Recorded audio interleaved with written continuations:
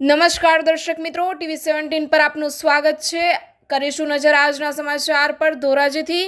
ધોરાજીમાં નગરપાલિકા દ્વારા બોલાવેલ general board તોફાની બન્યું। જનરલ બોર્ડમાં મીડિયાને પ્રવેશ ના આપતા વિરોધ પક્ષના નેતા દ્વારા ઉગ્ર વિરોધ કરી મીડિયાને પ્રવેશ અપાવ્યો। નગરપાલિકા ભાજપ પ્રમુખ દ્વારા નીચલા ક્રમથી ઠરાવો બોલી બતાવી ચાલતી પકડી। કોંગ્રેસ દ્વારા હોબાળો મચાવ્યો। ઠરાવો ઉપલા ક્રમથી બોલવાનો હોય તેને બદલે નીચલા ક્રમથી ઠરાવો સર્વાનુમતે પસાર કરી ચાલતી પકડી। કોંગ્રેસ અને સ્થાનિકો દ્વારા નગરપાલિકાના પટાંગણમાં નગરપાલિકા પ્રમુખ વિરુદ્ધ નારા લગાવ્યા। ભાજપ દ્વારા મુકેલ ઠરાવનો વિરોધ પક્ષને વિરોધ કરવાનો મોકો પણ ભાજપે આપ્યા વગર ઠરાવો મૂકી દીધા। આગળના 1 થી 4 આગળના બોર્ડના ઠરાવો હતા તે આ વખતે બોર્ડમાં ન મૂક્યા। 5 નંબરથી નગરપાલિકા પ્રમુખ પ્રશ્નો બોર્ડમાં ઠરાવો બોલવાનું ચાલુ કર્યું અને ઠરાવો મૂકી દીધા। કોંગ્રેસ ચીફ ઓફિસરને નિયમ મુજબ બોર્ડ નથી મળ્યાની ફરિયાદ કરતા ચીફ ઓફિસર દ્વારા પણ કંઈ કહ્યા વગર ચાલતી પકડી। કોંગ્રેસ અને વિરોધ પક્ષના નેતા DL ભાષા ડેપ્યુટી કલેક્ટર પાસે પહોંચ્યા રજૂઆતો કરવા। ડેપ્યુટી કલેક્ટર દ્વારા ઘટતું કરવાની ખાતરી આપી। કોંગ્રેસ દ્વારા હોબાળો મચાવતા નગરપાલિકા પ્રમુખ અને ચીફ ઓફિસરે ચાલતી પકડી। આઝાદી પછી પ્રથમ વખત સત્તા પક્ષ દ્વારા વોકઆઉટ કરવાનો વારો આવ્યો હોય તેવા દ્રશ્યો સામે આવ્યા છે। ચુસ્ત પોલીસ બંદોબસ્ત વચ્ચે જનરલ બોર્ડ મળ્યું। નગરપાલિકા પ્રમુખ દ્વારા મીડિયા સમક્ષ બોલવાનું ટાળ્યું।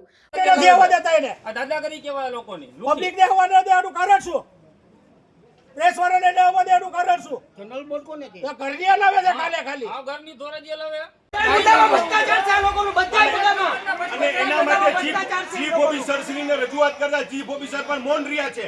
મુદ્દા નંબર 5 થી બોર્ડ ન ચાલુ થાય, જનરલ બોર્ડ મુદ્દા નંબર 1 થી ચાલુ થાય। કેમ મુદ્દા નંબર 1 થી ના લીધો તેના સામે ચીફ ઓફિસર શ્રીનું મૌન હતું। ચીફ ઓફિસર શ્રી એવું નિવેદન આપેલ હું ન કહી શકું, કારણ કે બે પક્ષ વચ્ચે જ્યારે તકરાર હોય ત્યારે ચીફ ઓફિસરની ફરજ છે કે એનું નિરાકરણ કરવું। હાલો ઝડપ રાખજો। હાલો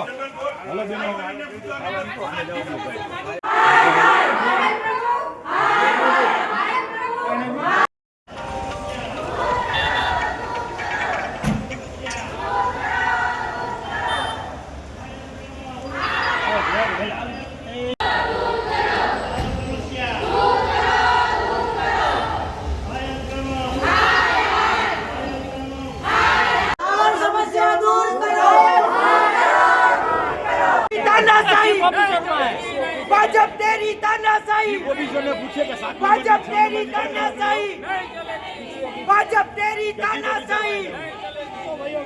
हाय हाय हाय प्रमुख, हाय हाय हाय प्रमुख, हाय हाय हाय हाय हाय प्रमुख, हाय हाय हाय प्रमुख,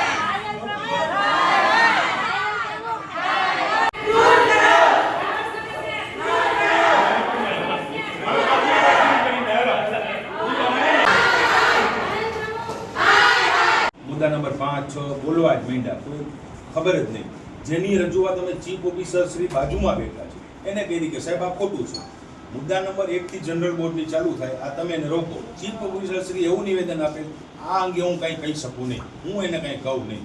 સાહેબ જ્યારે આવો વિવાદ થાય ત્યારે ચીફ ઓફિસરની પ્રાથમિક ફરજ છે કે એને જનરલ બોર્ડની શરૂઆત મુદ્દા નંબર 1 થી કરાવી। જનરલ બોર્ડ ચલાવે પ્રમુખ શ્રી, પણ એને મેનેજ કરવાનું ચીફ ઓફિસર શ્રીને સત્તા છે।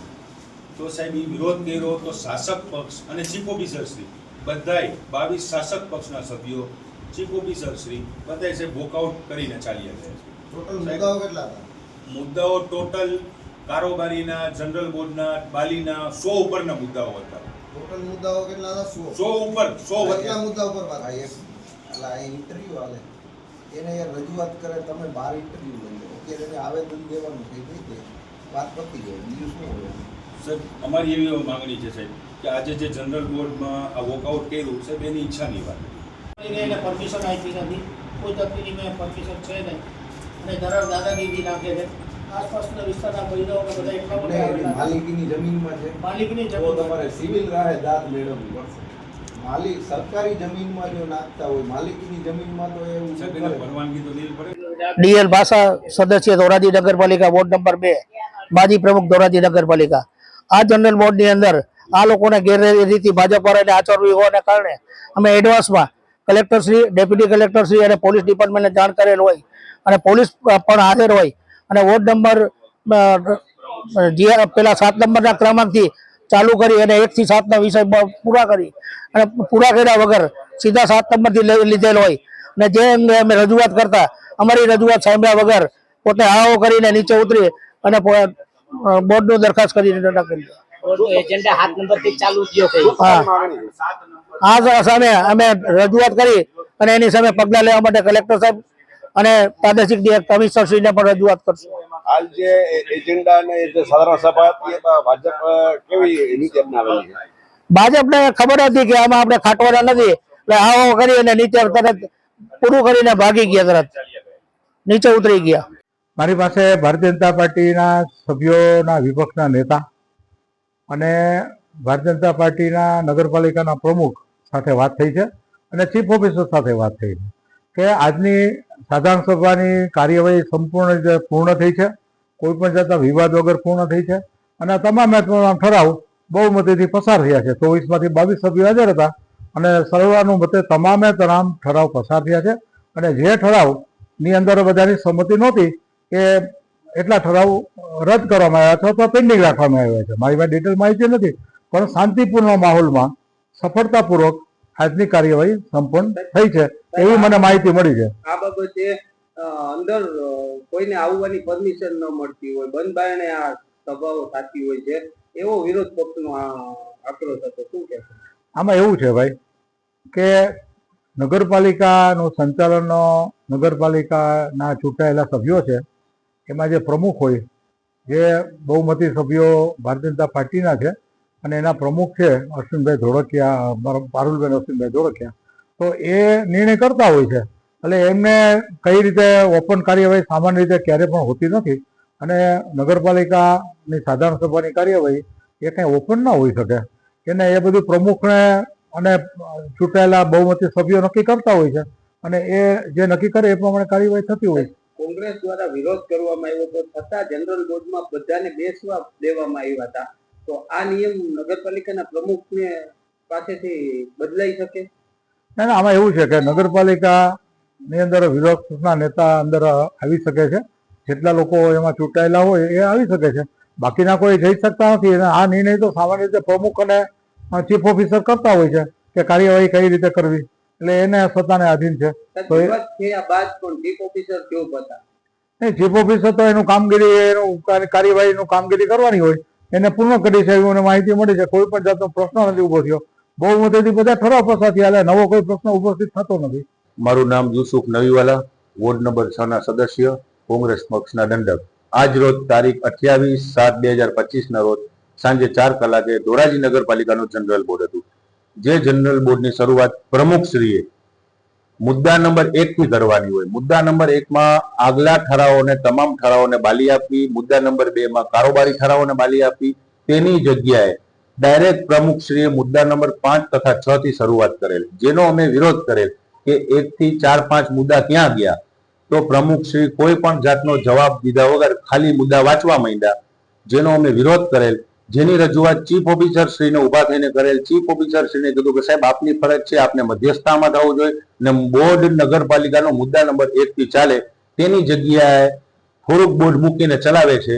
તેની સામે અમારો વાંધો છે. ચીફ ઓફિસર શ્રીએ કીધું કે હું આમાં કાંઈ કરી શકું નહીં, એવી ચીફ ઓફિસર શ્રીએ રજૂઆત કરે. ત્યારબાદ શાસક પક્ષના હાજર 22 સભ્યો તથા ચીફ ઓફિસર શ્રી તમામ વોકઆઉટ કરીને ધોરાજી નગરપાલિકામાંથી ચાલ્યા ગયા. અને એની રજૂઆત અમે આજ રોજ ડેપ્યુટી કલેક્ટરને લેખિતમાં કરી છે કે જેની નોંધ મિનિટ્સ બુકમાં કરવામાં આવે, અને જેની નકલ રવાના અમે ચીફ ઓફિસર શ્રીને પણ કરેલી છે, કલેક્ટર શ્રીને કરેલી છે, ને જેટલી સક્ષમ ઓથોરિટી છે બધાને તેની રજૂઆત કરેલી છે. કયા મુદ્દાને આમાં સીધા 5મા મુદ્દાથી એને ઠરાવો પાસ કર્યા, તો તમારી નજરમાં એવા તો કયા મુદ્દા હતા કે જેમાં તમને ભ્રષ્ટાચારની ભૂ આવી શક્યતા હતી? એક પણ મુદ્દો ઠરાવ છે પાસ કરેલ નથી. ખાલી 5મા નંબરથી મુદ્દો વાંચેલ છે, મંજૂર એક પણ મુદ્દો થયો નથી, પાસ નથી થયો. 1 થી 4 મુદ્દામાં શું હતું કે આગલા જે ખોટા ઠરાવો પાછળથી ઉભા કરેલા હતા બોર્ડમાં, એ ઠરાવોને બાલી આપવાની હતી. એ બધા ઠરાવો આગલું જનરલ બોર્ડ, એના પછીની 3 કારોબારી, એ તમામને નેવે મૂકી અને ડાયરેક્ટ જનરલ બોર્ડ ચલાવવા માટે ગયા હતા. એની સામે ને જે પ્રમુખે 29 મુદ્દા તેની સત્તા ન હોવા છતાં પણ જે ખૂબ જ મોટા ખર્ચ કરેલ છે, એ બધા મુદ્દાને મૂકી અને ડાયરેક્ટ ચોથા 5મા મુદ્દાથી ચાલુ કર્યું.